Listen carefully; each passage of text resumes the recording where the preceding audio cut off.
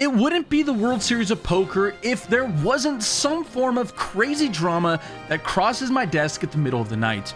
Look, I'm gonna have to say allegations and whatever a lot of times in this video, so bear with me while I do so, but this is one of the craziest things I have ever seen in my entire life. It is the middle of the night, literally midnight right now. This story has crossed my desk and I couldn't go to sleep without talking about it.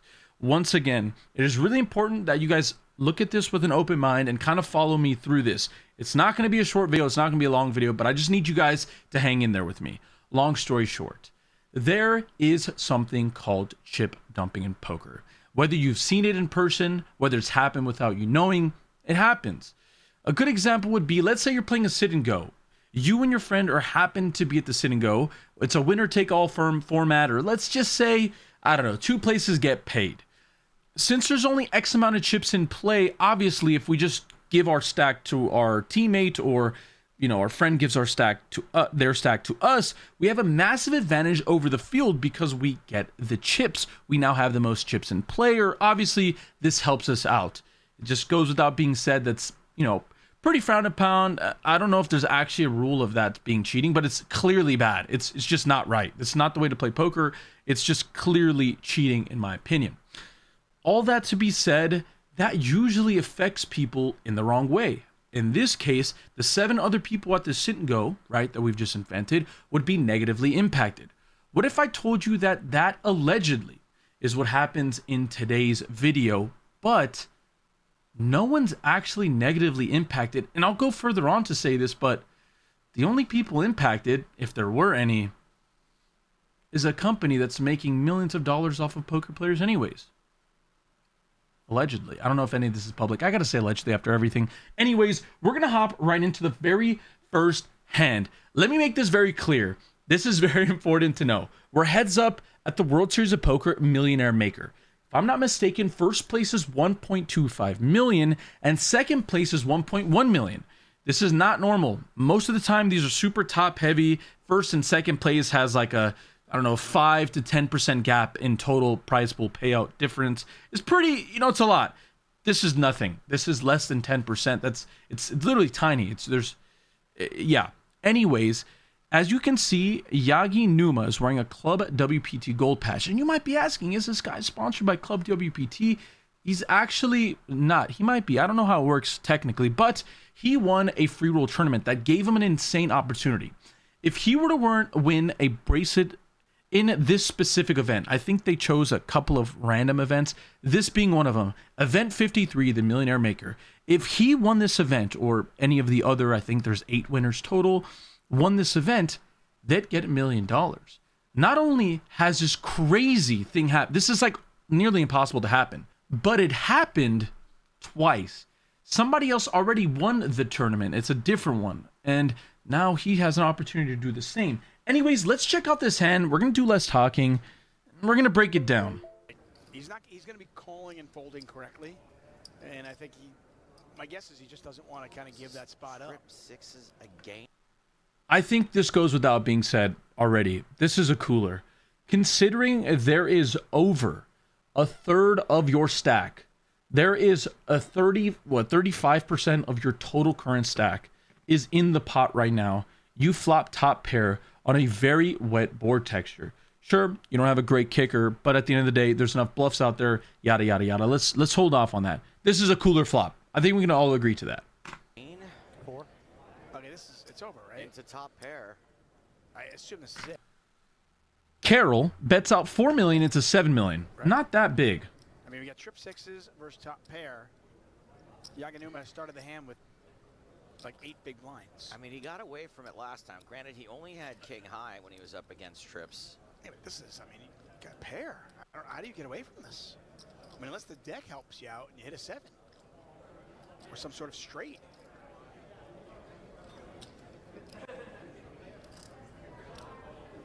I mean, it's just hard to imagine a scenario where the chips don't go in here. Looks like Jesse is imagining such a scenario. What? Oh my good. Does Carol have some kind of crazy live tell I don't understand. Crazy life tell. The craziest. Just happened. Shows the 6 again. I mean, I genuinely, listen, I've been, you and I have commentated a lot of poker. Yes. I do not think I've ever seen someone fold top pair with 7 big blinds behind to 1 bet. I don't understand it. Take a look at the True Classic chipped it on. I don't understand it. Tuckman doesn't understand it. No one does. The internet's going crazy. I mean, it's easy to nitpick hands that look odd without any context. Sure, that's fair. But ones are the ones you want. Those are the right now. What? I mean, one guy has 282 million in chips. He has over 100 big blinds. And the other guy has 7 big blinds. The guy that has 100 big blinds versus 7 big blinds is going to win this tournament 99% of this time. I don't understand what I mean, I don't get it. I really am. I'm absolutely flummoxed. And I love using that word, by the way. But I am flummoxed. I do not understand what I just saw. You're flummoxed. I'm perplexed. And we are both vexed. No, but that's just the most insane fold I've ever seen. I mean, I don't get it. Well, Dave Tuckman, either you don't get it or you didn't happen to know that this young man here had $1 million bounty available only to him if he won the tournament. The board is 7-6-6. He had a 7. And by the way, it's not even like he folded like to a he called once and then folded. Yeah, no, to 1 bet. To 1 bet. I don't just say this. It's a bad fold. In general. I mean, in theory, it should be a bad fold. From a results-oriented standpoint, it's brilliant. It's quite possibly the greatest fold I've ever seen in my life. Yeah. Like what? All right, we're gonna try to go over some more hands, but I think it's really important that we take a quick breath. We kind of talk about what we just saw.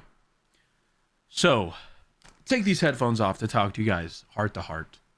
These two guys are playing heads up for, if I'm being honest, the smallest first to second jump in probably percentage-wise in the entire World Series of Poker. For whatever reason, in this tournament, they love guaranteeing $1 million for first and second place.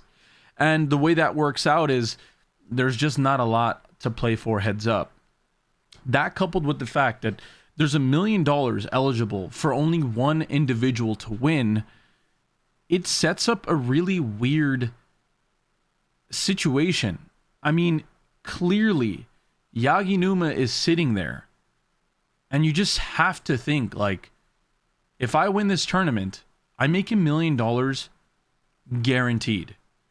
Also, I make 1.25 million because that's what the first prize pool is. So now you guys are going to be asking me, okay, why would they do this? Why would they agree to the chip dumping? Why would they, I guess what it comes down to is agree for Yaginuma to win this tournament? How do we know that Yaginuma would allegedly, if he were to do this, if this was the case, allegedly, I gotta have to keep saying this word, how would we know that he fulfills his side of the bargain? And like, what does Carol get out of it? I mean, I think it's very clear, allegedly, if Carol were to be in on this, allegedly, he clearly would be broken off a piece. And if both players are guaranteed more than the first place prize pool, I mean, you'd be a buffoon not to take it. There's just a free $1 million if two dudes just agree, like, hey, bro, let me win and I'll cut you off, allegedly. Allegedly, if you let me win, I'd allegedly cut you off, allegedly. I mean, I don't know. I don't know. I mean, is there a way to feel about this? But, like, when you run a crazy promo like this, like Club WPT wanted to be talked about, like, we're talking about you guys. I mean, this is what you wanted, right? This is unprecedented. This has never happened before, but it has, because they did it once more before. And this is just, it's just crazy. Like, what do you expect in this case? How in your right mind do you expect two people that care about themselves, that care about their families, that care about their livelihood? Like, this is insane. Like, there's no loser in this. And that's what makes this, I don't know if you could say it makes it all right, or just like, there's really no victim in this. You know when they say it's like a victimless crime or whatever? Allegedly. There's no crimes being committed here, allegedly. Like, two dudes spoke as men, were like, allegedly. I'm just inventing a story here. Imagine you're given an opportunity like this. You know you're about to win $1 million. You go up to this guy and you're like, yo, allegedly, we could break bread and like everyone wins. There's no victim here. Like, I got here on my own merit. I'm heads up. You have this massive chip advantage, allegedly. I could piece you out. I mean, how could you say no to that? You could see people talking about the crazy hand that we just witnessed, as well as somebody picking up on possibly a tell of odd bet being bluffing and even bet being having it. We can kind of, I guess, look in. I think you guys should look at this video yourself and come to your own conclusion and figure out allegedly what you think alleged to happen. So he bets an even bet here for 4 million. You say you're unpredictable. All in here. Another even bet of 10 million. Can't even put him. The call. Is it over? He made the call. Is it over? Was that a rivered two? A rivered two pair. They both hit the king on the turn. Yaganuma. I don't think the commentators are even listening to what's happening in the hands. Actually thought about it before calling. Like he actually thought about it before he called that with two pair. That's a double up, right? A full double. It is full double up. Yaganuma at 51 million. These guys are poor Dave Tuckman and James Stapleton. They're like not paying attention. He clearly says 10 million. He Carol. I mean, the funny thing is, usually you say you're 10. No idea. 10. And he's like, oh, double up, double up. Yaganuma is unpredictable. So look, here's an example. He raises to 7 million. Oh, sorry, I'm not full screened. Raises to 7 million. An odd number. And he jam. What? Oh my goodness. He jams with 6 high. So now all of a sudden, Carroll's raising hands he hadn't been raising. Yaganuma's just shoving 6 high. Bet 3 million, so it's an odd number. Yeah, you said advantage, but double them up, right? I mean, He bet an odd number again. You double them up, that's annoying. But if you double them, now we've got a play. So it's a pretty big heads-up match. Right? Bring it with king.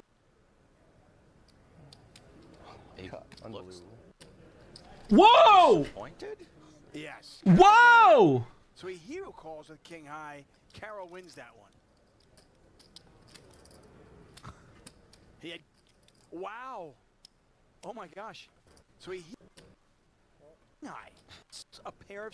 Whoa! Million. And look at this. Yaganuma phones a pair of 7s on a 7-6-6 board. Right? 3 bets. What did I just watch?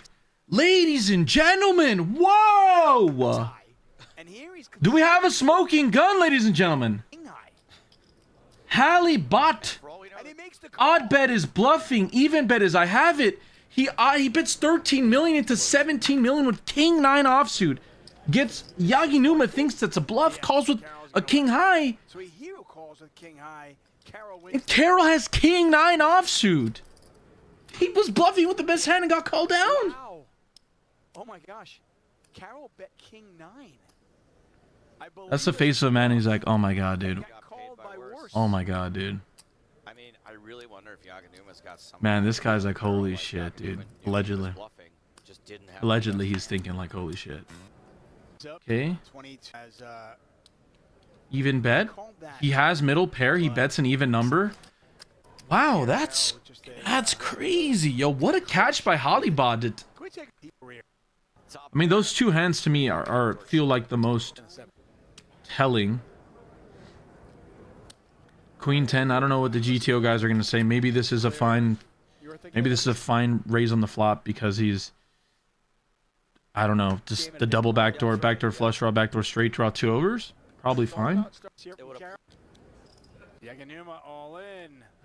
Carroll, make a move there. And he did make it that odd number again, like we talked about. Whoa, whoa, whoa, whoa, whoa, whoa, whoa. Wait a second. Watch this. Watch this from me. Partner of one of these 2 players. 15 million. So the limp from Yaganuma. Carroll decides to ISO. What is he ISOing? He just raises. A little bit more aggressive as of late. Yep. As if he with the 8-7 off. Let's come to a conclusion. He wants to push, but Yaganuma has pushed back at seemingly And the right Yagi time Numa, every time. seemingly the right time every It time. is amazing. A lot of zigging when zigs need to happen. Wow. Wow, wow, wow, wow, wow. This one's an... I saw this one, the Twitter picture. He limps in with the 9-8 off. Carol 3-bets her, sorry, he isolates her, raises here to 13 million, another odd number. Big time, very prestigious event. Yeah.